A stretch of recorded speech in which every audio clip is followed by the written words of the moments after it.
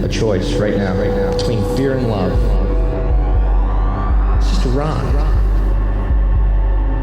Out of the dark night of ignorance and into the shining light of truth. Expanding reality. A population of citizens capable of critical thinking. We don't see things as they are, we see them as we are. There's a level of reality where everything dissolves into an ocean of energy. We empower our experience by insisting on our authenticity. That's very profound. Very. Expanding reality.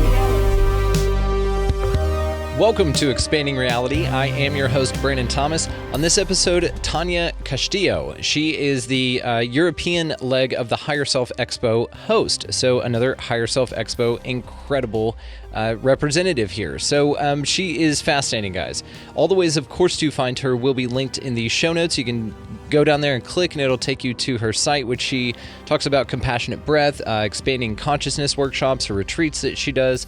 She is wonderful, guys. This is one of the best and most warm conversations I've ever had. She is a joy to speak to. I hope that you guys get as much out of this episode as we did. Thank you all so much again for listening. So without any further ado, Tania Castillo. All right, ladies and gentlemen, incredibly grateful to welcome Tania Castillo to the show. Okay, did I get it right? Okay, I'm getting a thumbs up over there. Good deal. Now, she is Portuguese, which is why I'm having a tough time saying the last name. It's just not, letters that my mouth will do. So how are you today? I'm very good, thank you. Very good. And you, Brandon? Every day above ground is a wonderful day. This one is especially special because we get to talk to you today. So you are helping out with the European leg of the Higher Self Expo, which is fantastic. Do you mind just telling us how you got involved in that? Okay, so I was invited through Karen Swain, who is the co-host for Australia, and Zane Daniel, who is the organizer of the Higher Self Expo, had this incredible idea of doing a 24-hour straight conference around the globe. So this would require including different time zones.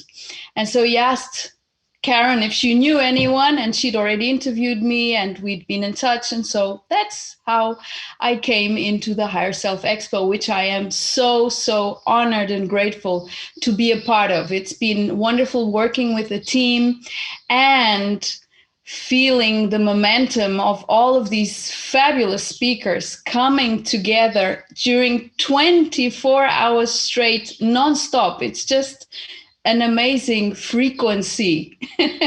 It's incredible, and I'm grateful to be part of the people who are helping you guys out promote this thing. And I've had Zane, and I've talked to Karen as well. She reached out to me. That's how I got hooked up with the whole thing. So I guess she heard the episode I did with Neil Donald Walsh and just reached out and liked it a lot. So, and of course, he is just fantastic. So yes. I love the idea of this expo. Zane and Karen are fantastic, and you are no exception. Everybody having to do with this is just some of the sweetest, most enlightened, wonderful, warm people that I've ever come across in my life. And we're scattered all throughout the globe, which, there's an idea that that's on purpose, that there's a design behind our distance globally, right? So that we can isolate and influence these pockets of reality around us in a way that we just can't do in the same room together. We got to be spread out to do it. And that's beautiful, and that's fine. Yeah. We're on board for it, right? We're here for it. So for my audience that doesn't know you, if you don't mind, just tell us just a little bit about yourself. Okay, so I'll start a different way than I usually start. I was born in Zimbabwe almost 49 years ago, and I happened to come to Portugal when I was 8 because my family was originally Portuguese, and so my mom just brought me here, and I've been living here ever since. And it is such an honor, really, to be in a country which was part of the best and the worst that the world has today.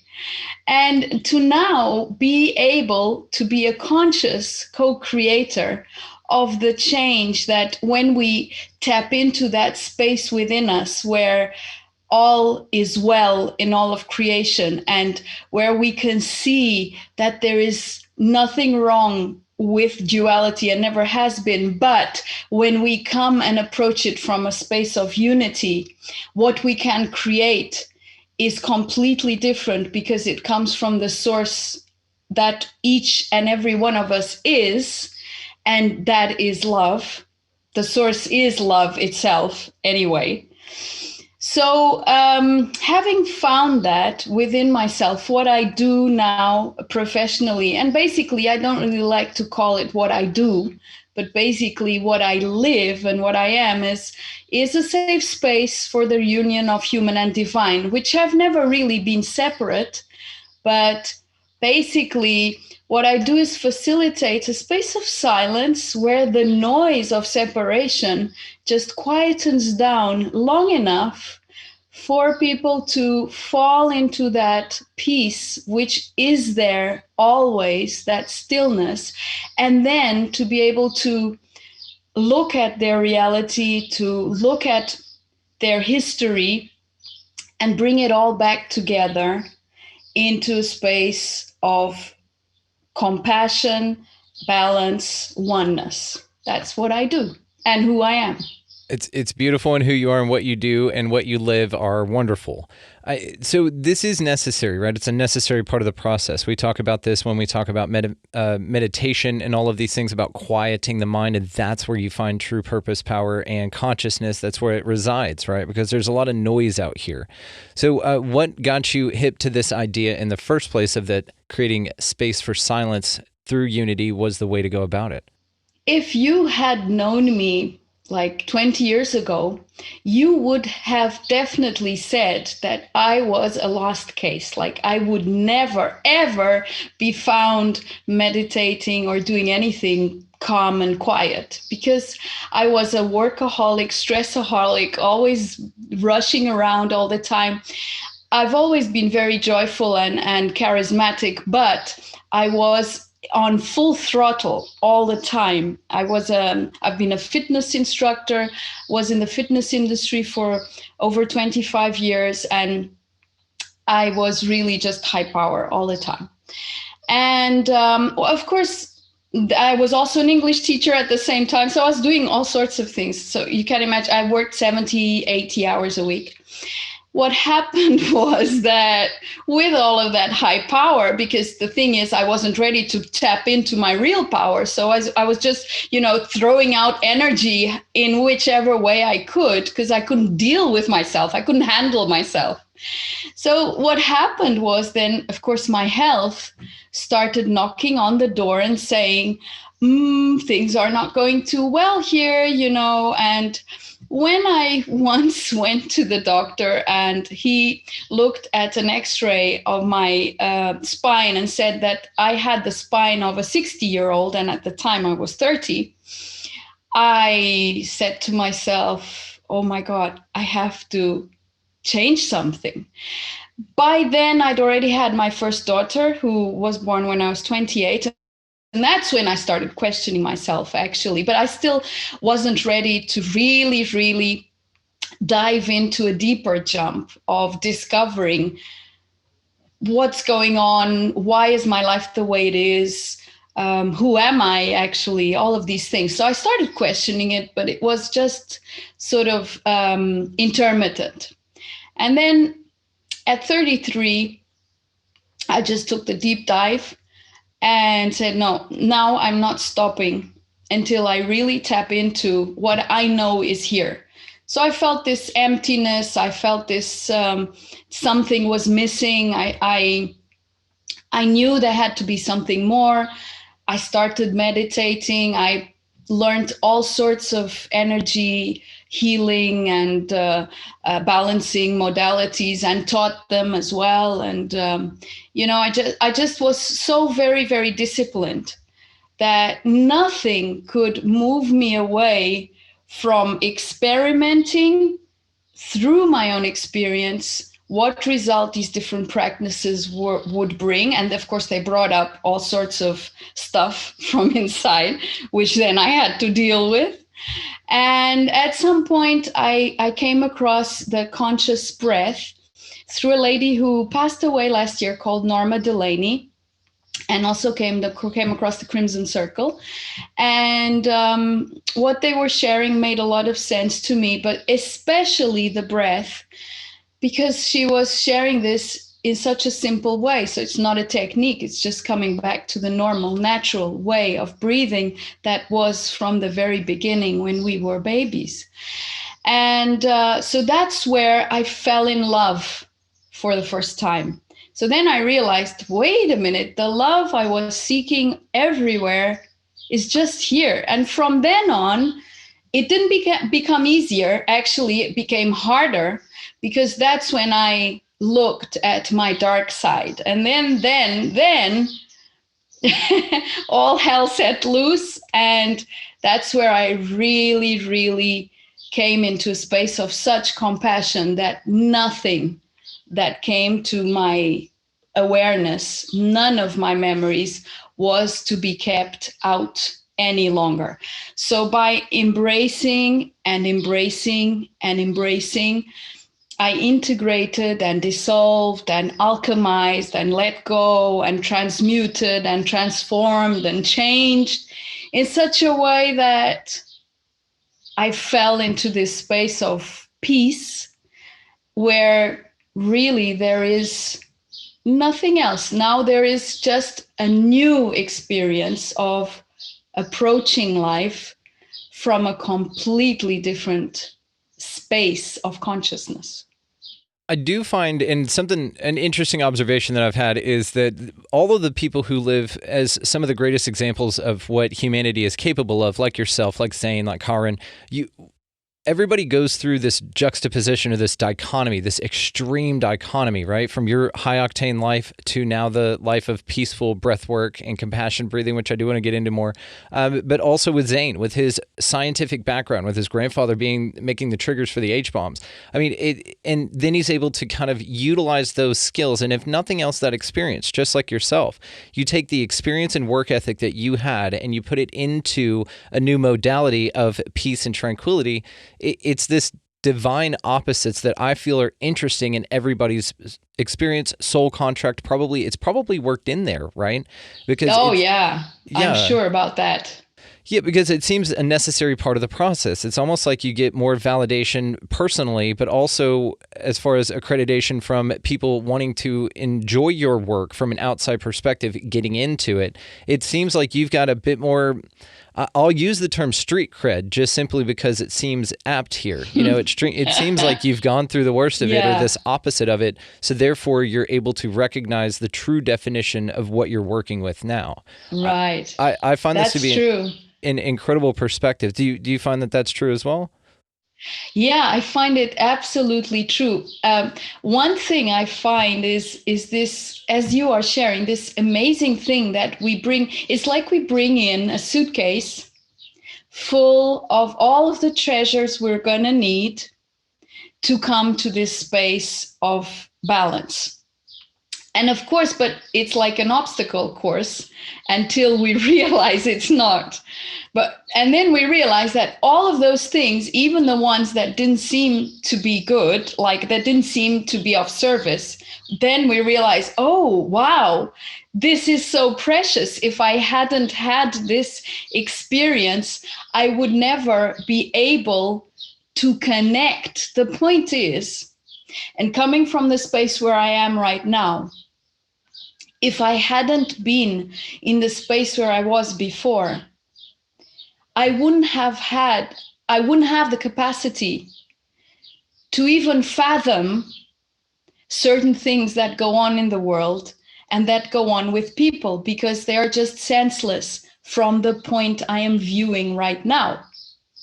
But because I have experienced a lot of that, I can now so compassionately see what's going on and bring in that perspective that is kind and loving, but at the same time firm and assertive, to remove the blinkers, and say, you can just uncover and see it a different way. And so, but if I hadn't been through those experiences, I wouldn't be able to have that perspective. Even sometimes nowadays, people ask me, don't you ever worry? No, I don't really know what worrying is. Honestly, I have no idea what it is at the moment. But because I have had that experience before, I can relate somehow, somewhere. So it's a different level of empathy. It doesn't require me to be living the imbalance that the person is living, because I have the wisdom of having been through that and gone past it. And it doesn't need to be the way I did it, because I can see the potential that that person has and help them tap into it. So my point is not to tell anyone anything that they need to know, is to just create that space of silence that they can tap into what they already know, basically. So we bring it all in. It's just fantastic when you can see it without the drama, when you're not living it anymore. It's beautiful, and you're absolutely right. And from that perspective, absolutely, it makes complete sense. And it seems to be something that, like I said, it validates your experience a little bit more, because you've had both sides of it. You know what that is. You don't need to be told what it is, because you've already gone through it. You know, there's this movie, and this is going to be a weird reference, but just stick with me here. It'll make sense. So, have you ever seen the movie Paycheck with Ben Affleck? No. Okay, it's Let ridiculous. me write it down. Yeah, well, it's not. Here's why. Because it's got to do with memory wipes and living and stuff like that. So the point I'm making on this is the treasure box that you were articulating, or the suitcase that you bring into life with you. A good visual representation of that would be this movie, okay? So he basically gets his mind wiped. Spoiler alerts, guys. Basically, he gets his mind wiped. He has this envelope that he gets where it has all sorts of what are seemingly random objects. A lighter, a paper clip, a badge of some kind, some little marble or something. So it seems none of these things seem connected at the time, but as the movie goes on, they're utilized in different ways, and he knows exactly when to use them at which time. So it's one of these things to where we are cosmically granted that, or we bring a little bit of that with us in the form of synchronicities, in the form of paying attention to your energy field, because your gut will tell you a lot. You have two brains. Most people don't know that. Exactly. And so in this way, though, we're able to kind of navigate our experience a little bit better. And what a lot of people don't want, or what I feel a lot of people are missing the point on, is interactions like with human beings on this planet are part of that little kit that you bring with you as well. Yeah. Nothing is accidental. Nothing is coincidental, right? I love the concept of that when you look around in your world and you can kind of view things from a purposeful and participatory type of an experience, because that's what you're here to do. You're here to participate and raise the level of the vibration of the planet. That's what we're here for. Exactly. So as far as a role goes, were you granted this information early on in life and then just went with your higher octane? Like, can you think back to a time where this type of thinking was already there, like it was a seed already planted and perhaps ignored or underutilized until the right time? Yeah, it was exactly like that, really. As a child, I had this knowingness of eternity. I was absolutely sure that I was eternal. Like, I had absolutely no doubt. But then I started viewing how people lived death and started finding it a bit hard to integrate my knowingness of eternity and this thing called death. And so then I started sort of looking at all of the pain in the world. And even as a child, I was it hurt me. I was very conscious of the pain in the world. And I'm a writer. So even as a child, I used to write stories which depicted different facets, psychological facets of people living different kinds of experiences. And eventually how they might find their way through that.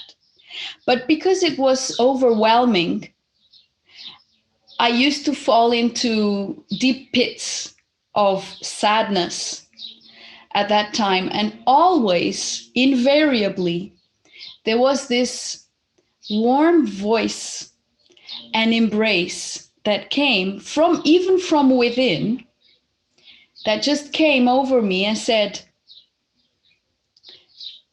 we're staying here. Because I used to think about suicide all the time. We're staying here because you have a purpose here. And what you have to share will influence thousands of people. And you can imagine, as a child of 8, 9, 10, 11, this made no sense at all. Like, no sense at all. The thing that kept me going was not the words, was the warmth, was the loving embrace that I felt that just came over me and just brought me to peace, though I still was aware of the pain in the world, and that it was really hard to be here for me. It was very hard to be here. I just trusted that sense that somehow there was a purpose, though I couldn't see it at the time.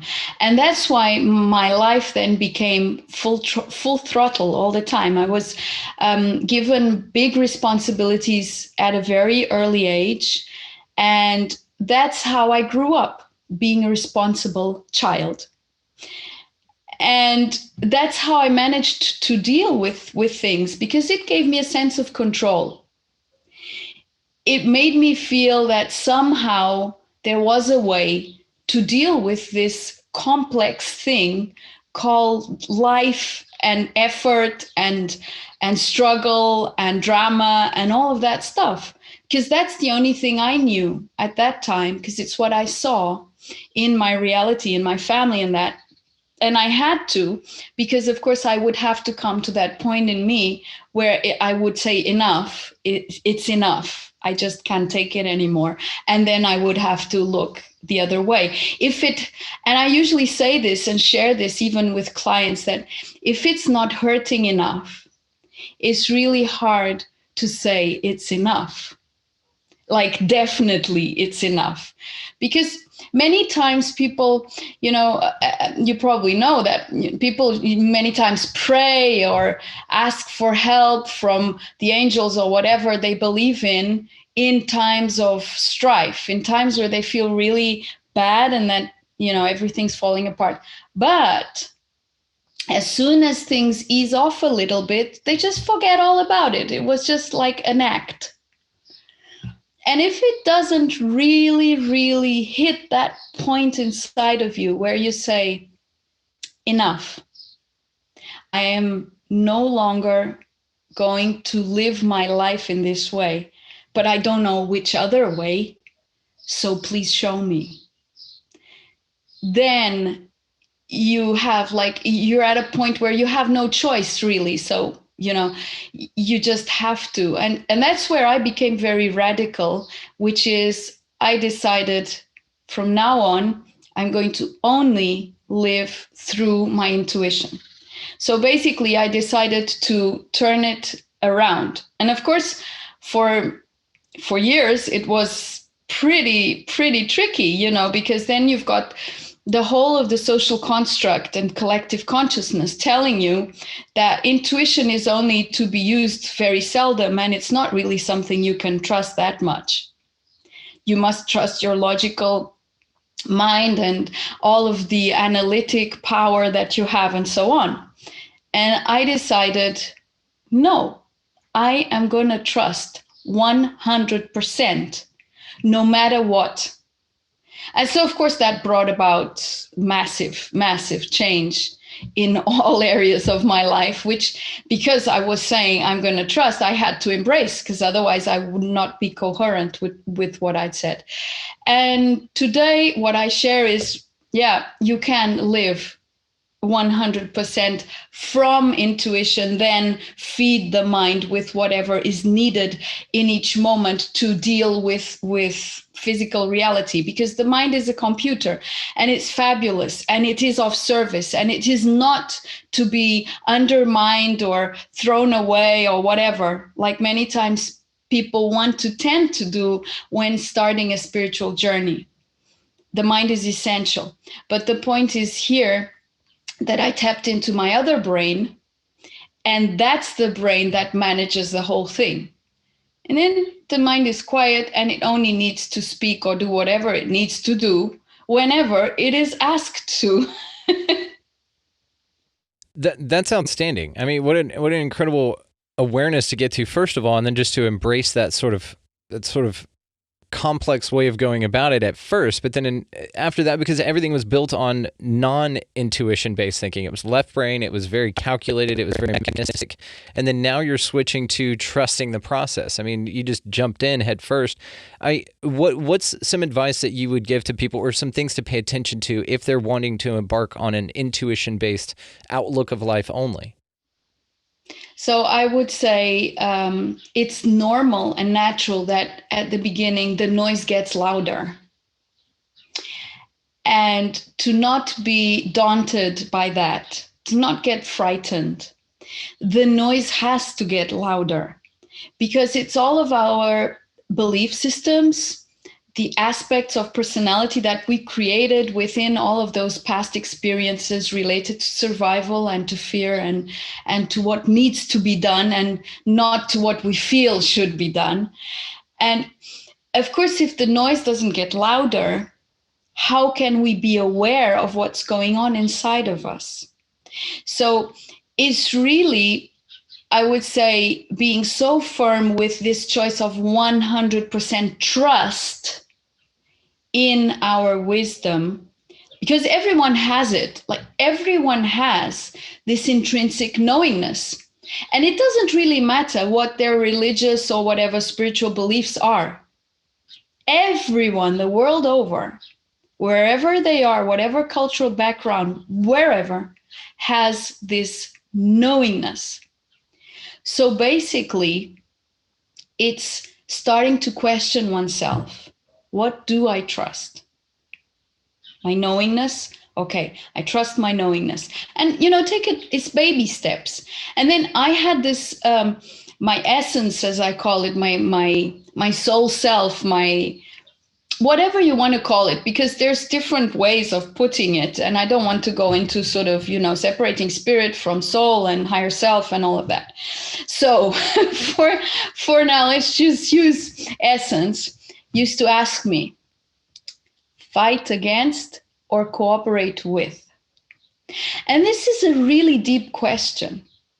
But just when you are going through some ordeal, could be a mental ordeal, like with any life challenge or whatever, if you ask yourself, fight against or cooperate with, you'll feel a different vibration in both.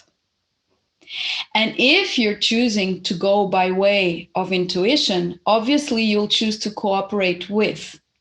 Now, does this mean that, for instance, if someone is cheating you financially or, whatever stuff that goes on in the world, you're going to condone that and say it's okay? No, it doesn't mean that. It actually means the opposite. It means you're going to respect yourself and define your boundaries and stand up for what you haven't stood up for so far and reclaim your power. And your power lies in this absolute love for yourself that says that life is going to be gentle from now on, that you are not going to torture yourself every single day, that you are not going to enslave yourself every single day, that you really deserve to be valued, but that has to be for you and from you first. I mean, no one else can value or treasure our existence if we are not capable of making that shift. So basically, fighting against is fighting against ourselves, our true nature, and cooperating with is really cooperating with that natural ease and grace. So I started choosing for myself. Conscious choice is also a really big part of this, of flipping into intuition. Not necessarily choosing like a house and a car and stuff like that, which also can come into play, but choices like I choose to live in simplicity, ease, and grace. And I would choose again and again and every single day and over again. What do I choose for myself? Harmony, balance, love, and joy. What do I choose for myself? Freedom. And oh dear, freedom just made me let go of so many things, because once you start choosing freedom, then you realize how imprisoned you are inside with all of these social constructs and programs and paradigms and belief systems and so on and so on. And it's just something you keep on looking at and keep on doing, because I mean, as you said, we are here, we are to be a part of this whole. And if you find a belief system, for instance, even if it seems to be out there, that is bothering you, it's your opportunity to basically embrace it. Of course, not to own it, not to have it as your own, but to embrace it as part of the world that you live in. And only by embracing it can you bring alchemy. What I found is that we are like walking, talking alchemy pots. And if we embrace all of that, which really doesn't make sense, it just comes in through that space of compassion where it dissolves and it opens up new doorways of possibility, of consciousness. So many times people who are on a spiritual path also tend to isolate a lot, or to even feel that it's painful to be in the midst of other people. But it can be temporarily, but then if it becomes a habit, then there's still separation. I mean, it's separation. You can call it whatever it is, whatever you want to, like, oh, because I'm an empath and it hurts and so on, but it's just separation. And so having this attitude of realizing that nothing outside of you that you see, because you perceive things that I don't perceive, I perceive things that you don't perceive, that each person perceives a different kind of reality. So our reality, the reality we perceive, is just a reflection of us. Totally and completely. And even others are part of us. So I'm as much a part of you as you are a part of me. And that's why we're having this conversation today. We are just part of the same existence. And in a way that even our mind can never begin to comprehend, because this is such a concept of oneness, of unity, that it is just hard to master in the mind. But it's a feeling that you realize. And once you start embracing all of the reality that you perceive as part of you, the people, the places, the situations, everything, it's just like there's this magic mantle that extends all throughout your reality and just creates something completely different. And the people become different, and some move out, and then others of a different nature move in. And even the place where you live and the nature around you and everything just changes its frequency. It's amazing to witness. Really, it is. The kinetic element to life is what I'm fascinated by, and that is the ever expanding kind of possibilities of experiences, which is great. And that's what you're speaking about here, about that we're all different. We all have different perceptions as far as how to create a reality, what we even see. There's some argument that even objects in color are viewed differently through different eyes, right? Through different observers' perspectives. And so this is the part of it that I'm very interested with. And this is where the science, I think, needs to catch up, because back to the Higher Self Expo, which we'll get into in a minute, the marrying of the science and spirituality is what's needed right now, right? Because spirituality, like Zane says, is just a science that science hasn't figured out yet. Yeah, I love that. I know. I love it too. That dude is awesome. Okay. Like I said, all you guys are so wonderful. So, but back to the kinetic element of it as well. It just feels like things can change all the time for anybody, no matter what. It just depends on the direction, depends on your focus. This is a very personal experience tailored for everybody, even though it's so different. And this is what's so fascinating about it. It's like we're all playing this huge game, but we all look at it differently. The rules are different. The sets of guidelines and judgments are different. The desires are different, all of these things, but all here are possible. So this is the beauty of, I think, all of this. So yeah. When it comes to the nature of reality and our experience here, what do you think this is all about? Oh, for me, it's very clear for at the moment from the perspective I am viewing that it is actually transcendence of separation, transcendence of duality as a limitation. So it's transcending this notion that physicality is in any way limiting, and realizing that as extensions of source, experiencing through physicality, we have no less qualities and powers and capacities than if we were not in a physical body. So basically, it's overcoming separation and all of the distortions that have been created across the eras through living this separation. So at some point, there have been many imbalances.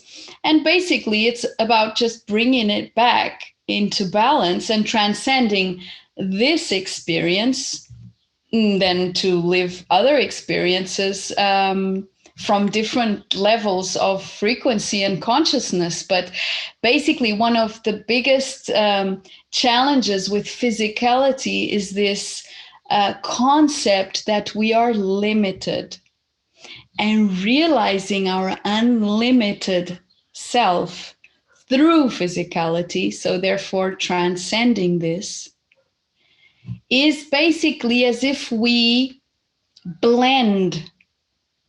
So once we are able to blend with everything seamlessly, and therefore there is no longer a separation between what I perceive and who I am,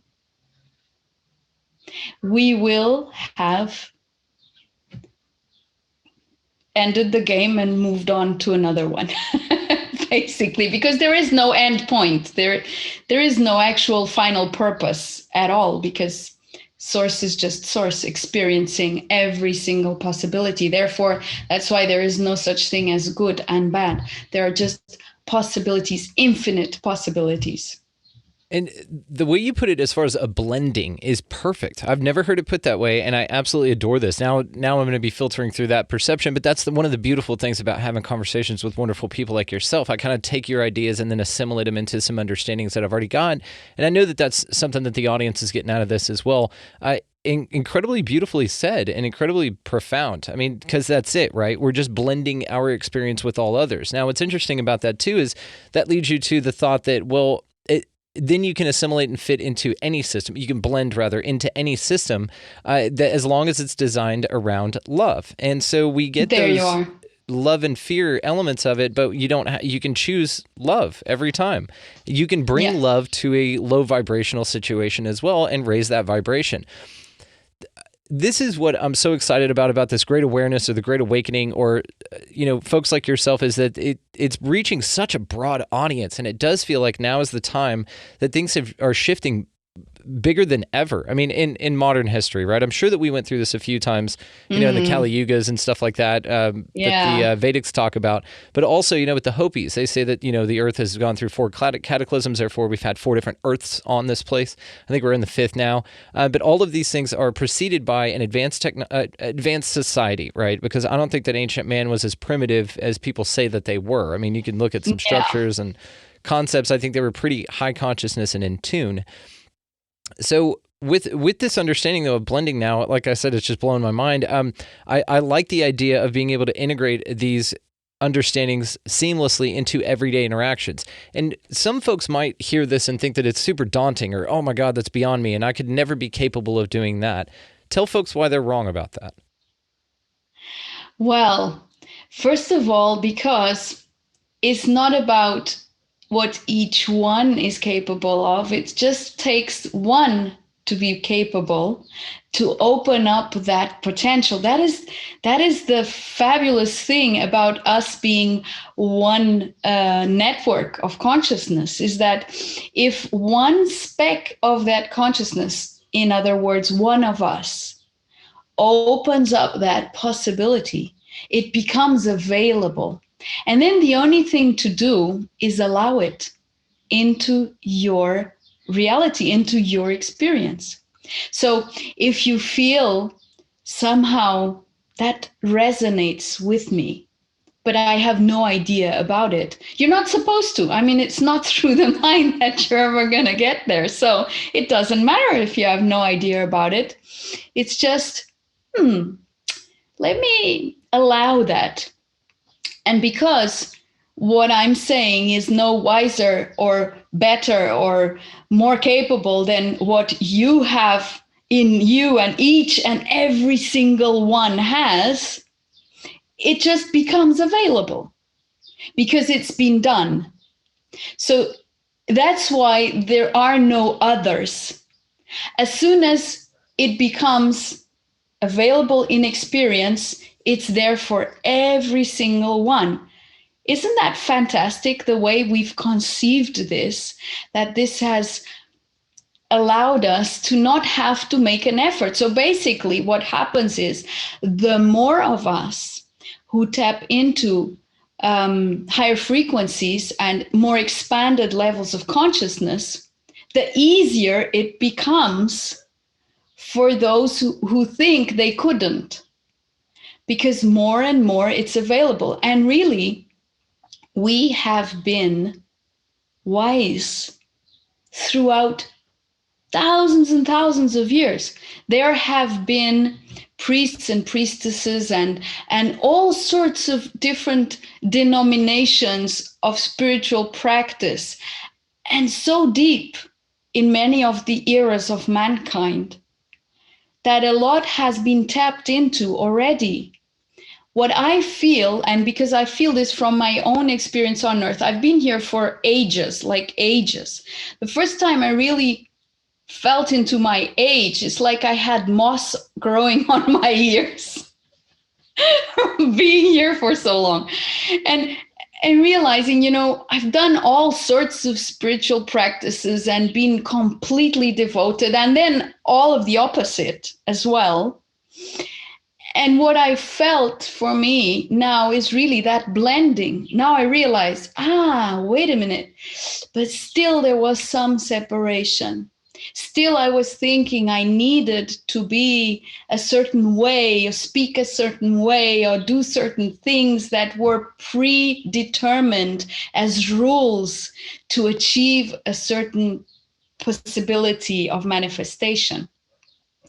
And what is now becoming available is that everyday life is to be this landscape of sacredness. It's not to be kept in the temples or on Sundays or Saturdays or whatever the belief system is, or to just 1 hour a day, or it's not.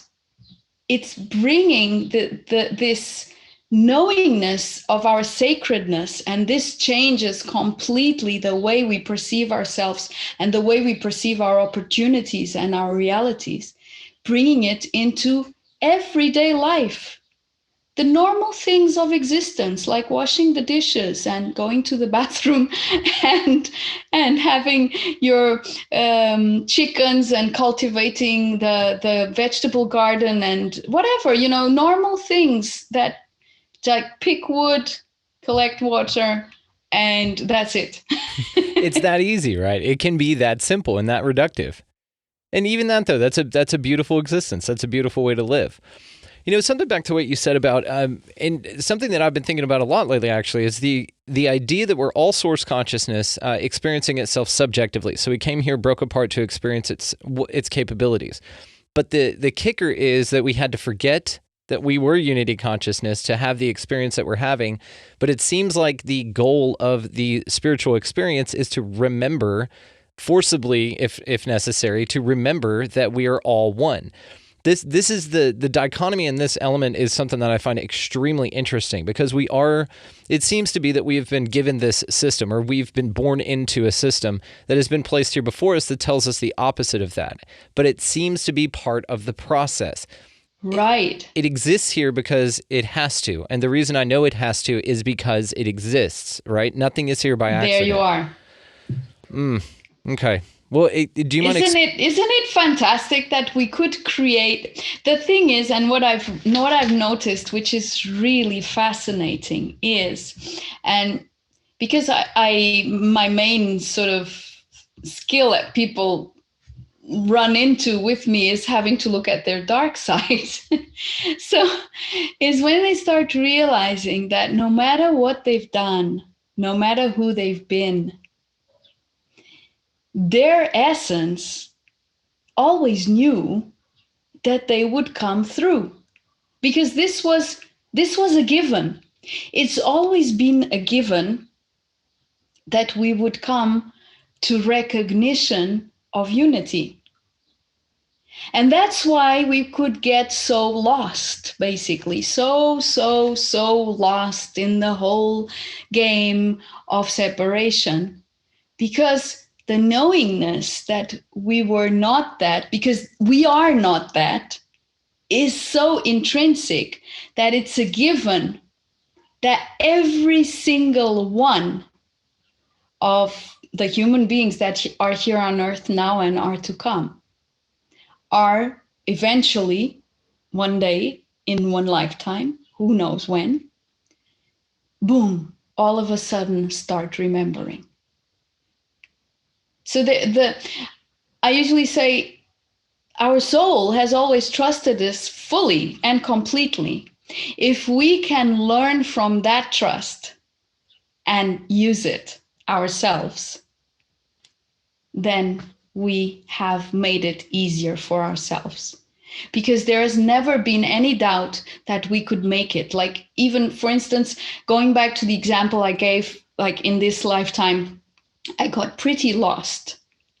And then I realized that, of course, that also had to do with all of my previous stories and everything I brought into this lifetime to transcend. Like, it's sort of like, okay, now let's wrap it all up now, okay? So that we can be done with it. And it's now. And the thing is, I could have not made it, because I have, and you have, and we all have free will.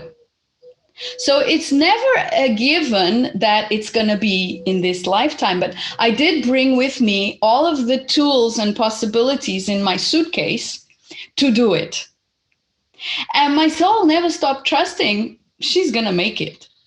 But I could have not.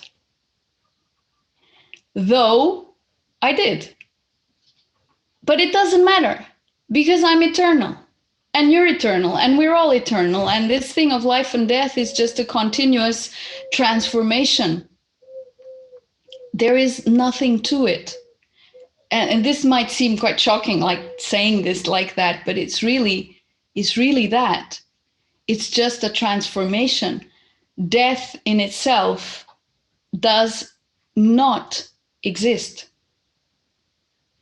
It's almost like our higher self is watching a movie, and how we can relate this to maybe a context that everybody can kind of understand. Super simple is you're watching an action movie. You know that the hero is going to make it in the end, but you also know that whatever perils come on, he's taking gunfire. Oh, he's got to hide. Well, you kind of get a little bit wrapped up in the story, and that's because of good acting, good directing, good environment, just like the environment around us all the time.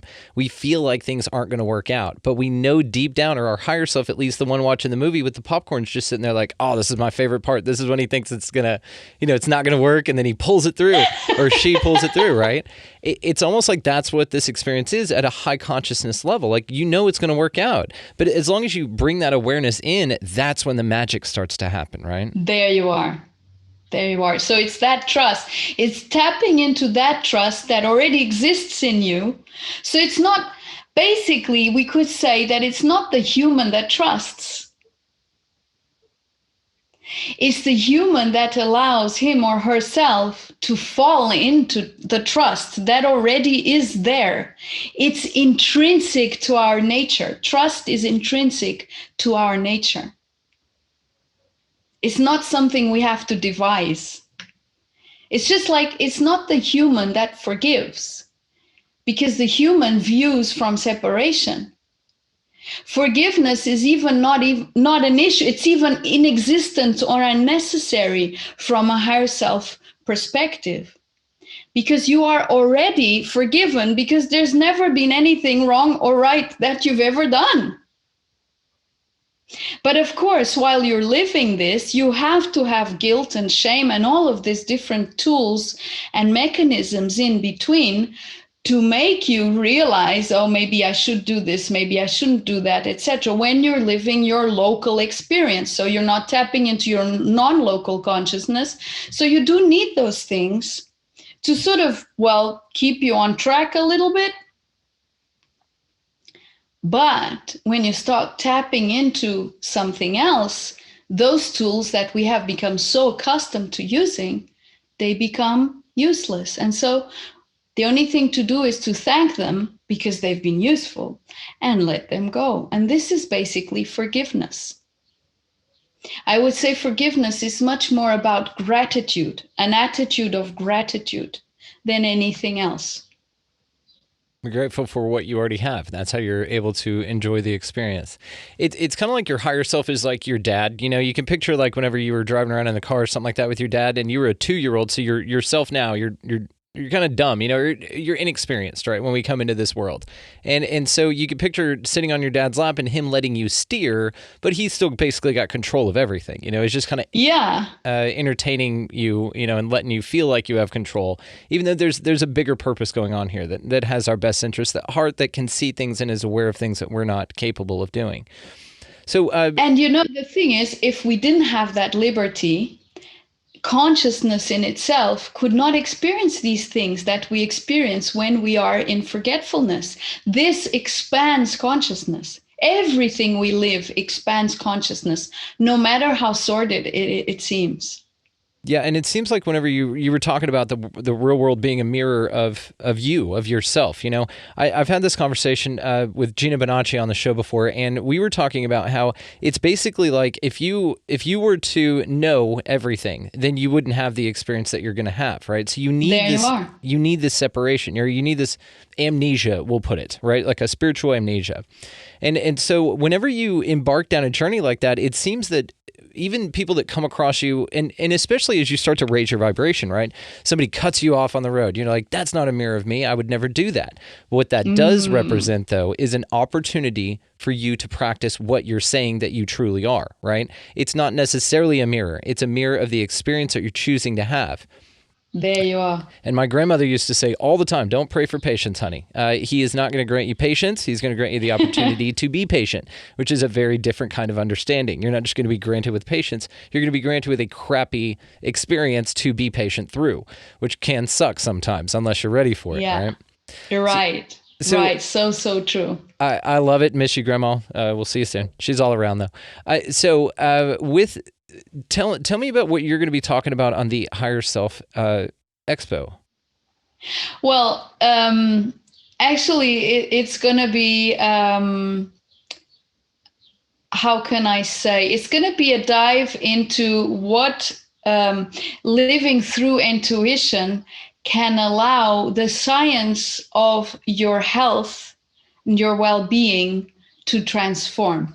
So it's sort of going in through the back door. So I actually was in the world of science for many years, and I was into health and fitness, as I said, and nutrition and all of that, which is absolutely appropriate and which you just have to do if you want to live a good life, if you want to be healthy, if you want to be happy. And, but I did it so much that I got myself unhealthy. Which is ironic. The irony on this is something is. I absolutely love. You worked yourself trying to be healthy to unhealthy. It's brilliant. There you are. So sort of, okay, is that good? Okay, let's take more of that. Is that good? Okay, let's take more of that. Give me more. And then I started realizing, once I started diving inside, that 100%, and I'm not going to go lightly on this, 100% of all of my ailments were related to my way of perceiving life. So in this case, related to my thought forms and to my emotions. 100%. because that's what defined and determined how I disrespected my time, my money, my food, my space, my relationships, everything. And that is what created dis-ease in me. And so by going in deeply to every single little thing that was not working, and I had a lot of illnesses, so I've got a lot of examples. Every single one of them, including allergies, were transformed. Even musculoskeletal systems that seem to not be transformable when they get to a certain state of disease, of how can I say it, of use. Yeah. Like it seems like you get to a certain point of use and you can't revert that, but it's not true. And so the more I experiment in my own life, so basically I'm a living experiment for myself. I'm a case study for myself of what living through this 100% surrender to my heart can bring about into physicality. So into the science of me as a physical person. That's incredible. Incredible. And this marrying between the science and the spirituality is something I'm so fascinated by. This is why I'm grateful that you're taking a part in this. I'm grateful Zane came up with this idea to do this. I think it's brilliant. And it's definitely something that we need right now. We've got to, like he says, and like we've already brought up here, it's just science hadn't figured out yet. And we completely agree with that because we're experiencing that all the time. It would just be nice when we're able to study it a little bit better or articulate it a little bit more efficiently to where more people can see it as more valid. Because just saying this is my experience to some people that are unwilling to hear that or experience that, it can be a little daunting or challenging or for naught. You know, it just seems like, I don't know, the effort's not really translated unless it's sought out, you know, because it's hard. I find it might be a little bit trickier to inspire somebody just based on the way that you live your life, because I get it all the time. Oh, you're always happy. Oh, you're always positive. Oh, you're always complimentary. It's such a drag. And it's like, well, that's just who I am, man. You know, you guys are welcome to be in your pity party over there, but I'm not going to take part in it. And it's interesting because then again, that's why it's good, because we have like 36 speakers, you see, and within those 36 speakers, we do have speakers that are going to bring in a lot of hardcore science. And so then that will blend in what other speakers are going to bring in from different kinds of perspectives. And we'll show, okay, so, you know, this study shows this, but experience shows this. And so then we can blend two things and realize that they are not separate. Because basically science is just questioning. Science is used to question what we perceive and to test it and to prove that it's right when you're already experiencing it. Yeah, it just validates your observations, right? There you are. Yeah. I mean, it should, but there are some things like we're talking about here that science has yet to been able to embark upon a reasonable explanation for. And therefore, it's hard, and you just have to trust observations, sometimes at the expense of negating the science that's already settled, right? I'm using air quotes for my audio-only listeners. Science is never settled. So, Tania, I can't thank you enough. No, because science is always changing, fortunately. And actually, a good scientist will always be open-minded and will always be questioning his results and research further. That's what good science is all about, is discovering and rediscovering and rediscovering.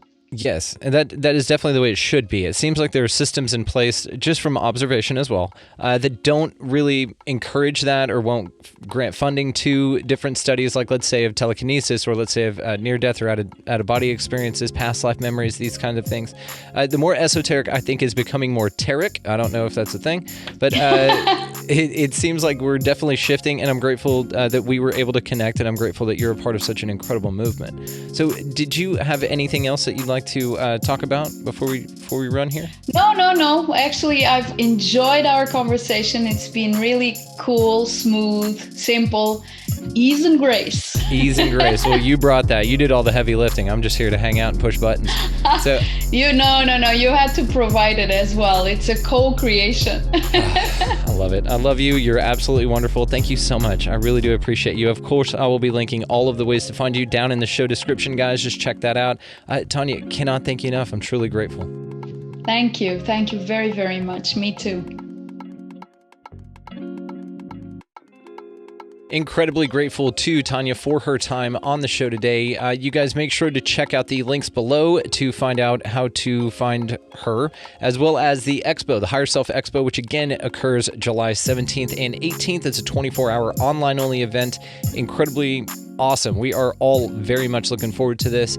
Check her out on that as well. She's got some fascinating things that she's going to talk about. And just truly grateful to be connected with her and everybody else having to do with the Higher Self Expo. It's been just an incredible journey to get to know these folks. They are wonderful. They just wrap you up like a warm blanket of love, and I'm all about it.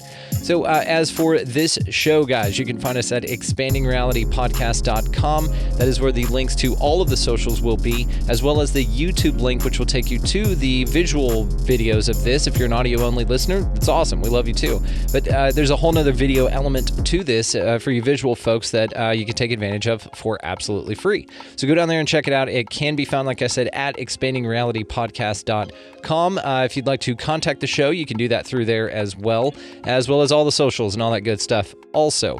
So the music you're listening to, of course, Vinny the Saint, good friend of mine. He is linked down in the show as well. Go check that out. While you guys are moving through your week this week, just make sure to be mindful of litter. Just pick up a piece of litter if you're around it.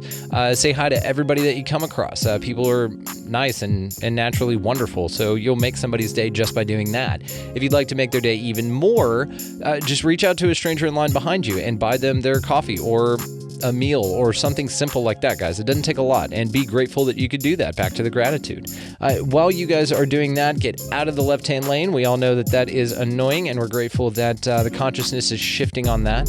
So get out of that left-hand lane. It's, like I said, annoying. Beyond that, guys, go out into your week this week. Look forward to checking out the Higher Self Expo. While you're doing that, just be good to one another.